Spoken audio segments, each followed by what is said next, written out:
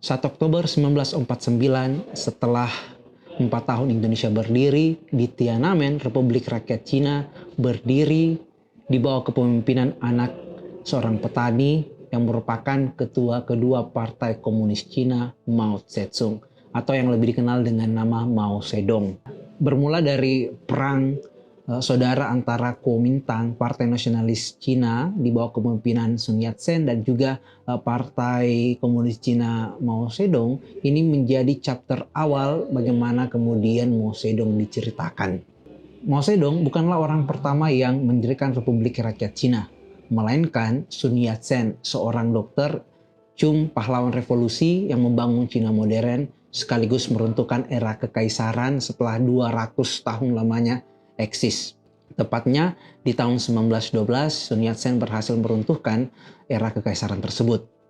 Namun di penghujung Perang Dunia Kedua terjadi perang saudara antara Partai PKC dan juga Partai Kuomintang, yang dimana dimenangkan oleh Partai PKC milik Mao Zedong, yang akhirnya membuat Sun Yat-sen dan partainya Kuomintang bereksodus ke Pulau Formosa yang sekarang dikenal dengan nama Taiwan.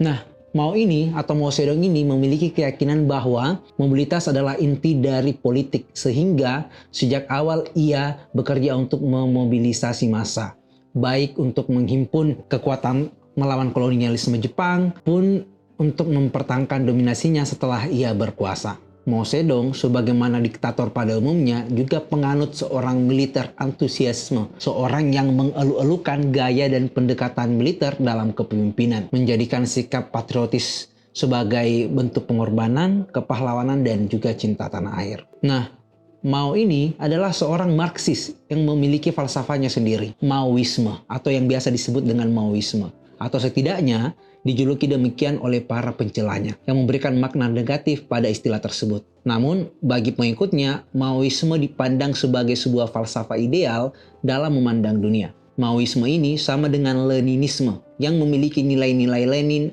dalam penerjemahan sendiri atas konsep Marxis atau konsep Marx. Pemikiran Mao ini sangat dipengaruhi oleh Karl Marx, Friedrich Engels, Lenin, dan Stalin, sebagaimana para pemimpin-pemimpin Partai Komunis. Nah, ada 3 buku yang sangat mempengaruhi pemikiran Marxisnya Mao ini, yaitu Manifesto Komunis yang ditulis oleh Friedrich Engels, kemudian buku yang ditulis oleh Karl Kautsky, Pertarungan Kelas, dan Sejarah Sosialismenya Kirchhoff. Pada dasarnya Mao ini serupa dengan Soekarno, seorang sinkretis yang menciptakan konsep marhaen atas pembacanya terhadap pengetahuan dunia yang menggabungkan paham-paham ideologi yang diketahuinya dan menyesuaikannya dengan situasi bangsanya sendiri. Ajaran Mao ini sedikitnya dapat dipahami dengan memahami inti pemikirannya. Mao memiliki inti pemikiran dari massa untuk massa, bahwa kebijakan harus datang dari massa dan untuk massa. Massa yang dimaknai sebagai petani dan pekerja. Mao juga mengubah konsep materialisme dialektiknya Marx menjadi moralis dialektik,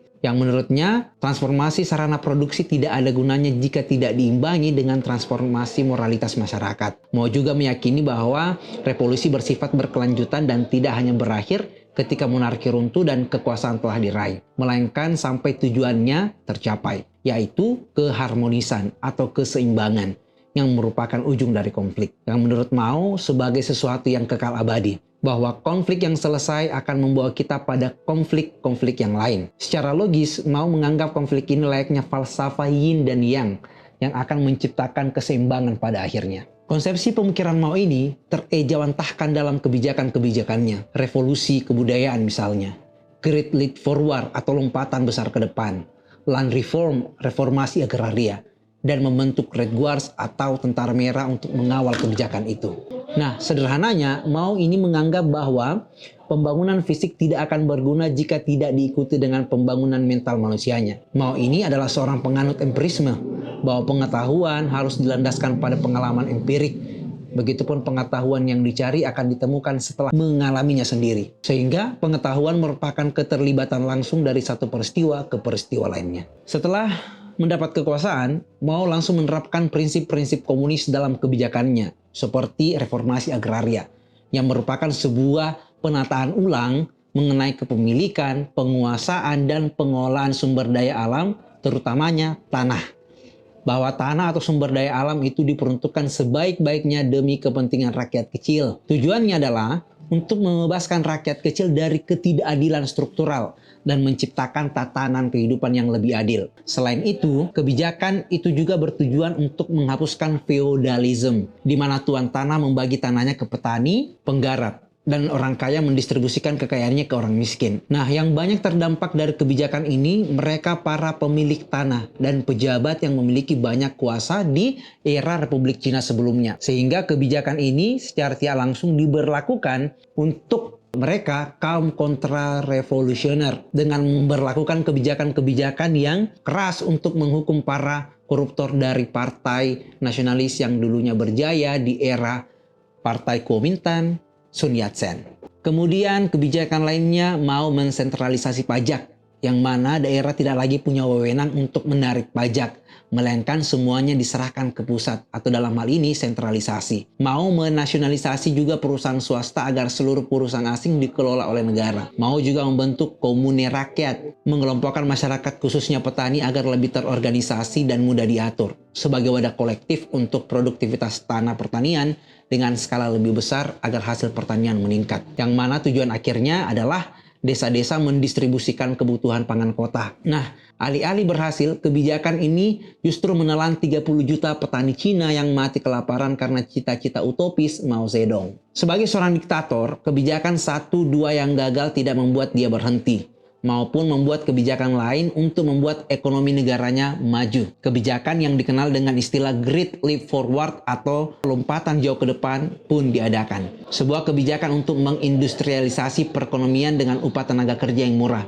Sayangnya, kebijakan ini tercatat sebagai rencana peningkatan ekonomi yang gagal, sebab upaya mereplikasi kebijakan Uni Soviet dengan karakteristik masyarakat industrialnya dengan mencobanya di Cina yang memiliki karakter masyarakat yang agraris, membuat tidak ada lagi petani yang menanam padi, melainkan sibuk menempah baja. Hasilnya, puluhan juta rakyat Cina meninggal karena kelaparan, karena tidak ada stok pangan. Kebijakan yang akhirnya memaksa Mao Zedong mundur dari jabatannya. Kendati pun tampuk kepemimpinan tak lagi di tangannya, tetapi Ketua Partai Komunis Cina sebagai partai paling besar dan pemenang dalam perang sipil masih dalam genggamannya. Ia pun dengan partainya mengeluarkan kebijakan revolusi kebudayaan yang bertujuan untuk menciptakan kebudayaan baru berbasis sosialis di segala aspek kehidupan manusia dan menghapus kebudayaan lama, baik itu berupa buku, peribahasa, tradisi, dan sejarah Cina yang bersifat feodal ingin ditiadakan. Dalam kebijakan politik ini, Mao terpengaruhi globalisasi kebudayaan yang menjadikan Eropa Barat sebagai kiblat kebudayaan baru. Revolusi kebudayaan pun menjadi kebijakan yang dipakai Mao sebagai kelanjutan dari kebijakan ekonominya yang gagal total. Pada masa ini, indoktrinisasi ideologi komunisme dilakukan. Mereka yang menolak akan dianggap kelompok kontra-revolusioner yang berarti akan disingkirkan. Kebijakan ini membuat tentara merah atau Red Guards menangkap bahkan membunuh mereka yang menolak kebijakan ini. Dua kebijakan besar untuk mengetahui betapa diktatornya Mao Zedong sebagai pemimpin, baik kebijakan ekonominya, lompatan jauh ke depan, dan revolusi kebudayaan untuk kebijakan politik, menunjukkan bahwa Mao Zedong telah gagal merevolusi Cina di masanya, di mana kebijakan yang mulanya bertujuan mulia tetapi berakhir dengan kegagalan total dan menciptakan bencana manusia yang memakan banyak korban. Dari Mao Zedong ini kita belajar bahwa tidak selamanya kebijakan yang sukses di negara orang lain akan sukses di negara sendiri, dan pendekatan tangan besi dalam kepemimpinan hanya akan melahirkan kepatuhan-kepatuhan yang palsu. Sampai jumpa di resensi selanjutnya.